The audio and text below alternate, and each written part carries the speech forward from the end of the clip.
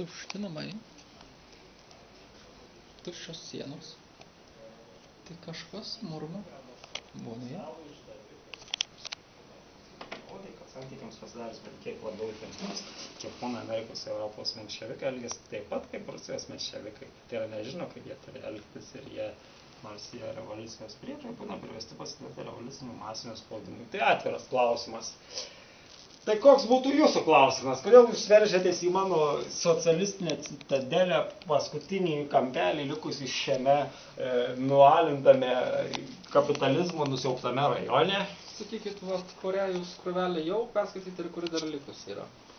Taigi, kaip nesiblaškau gyvenime, kiti žmonės pradėjo pasikeitus vėjams, pradėjo kalti turtus, vaikytis, o mano gyvenime tikslas buvo tas pats – šviestis, mokytis, semtis iš klasikų raštų, kaip antai laiškas raudonosios peresnės darbininkams.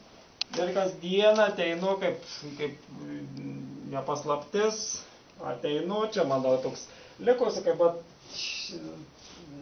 nepajudinama šviesos, bibliotekininkystė šviesulys. Ir štai dabar susipainioju, kur aš perskaitęs, kur ne. Bet iš esmės tai nereikia, nesvarbu, jeigu ir antrą kartą perskaitysi, bus nuo to tik geriau. Mokslo ant pečių nenešiausi.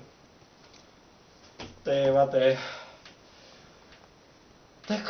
ką daugiau galima pasakyti? Tai ar tie menševikai čia yra teisūs ar ne? Menševikai, kaip gerai Lyčius sakė, buvo kartu su social išdavikais ir jie savo tais kompromisiniais konformizmais nesykiai yra pakenkę mūsų reikalui.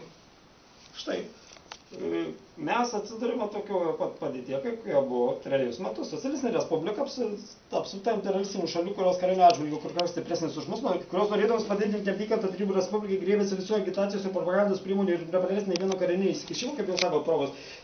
Tai yra nepraleis užgniaužti Provos tarybų valdžią.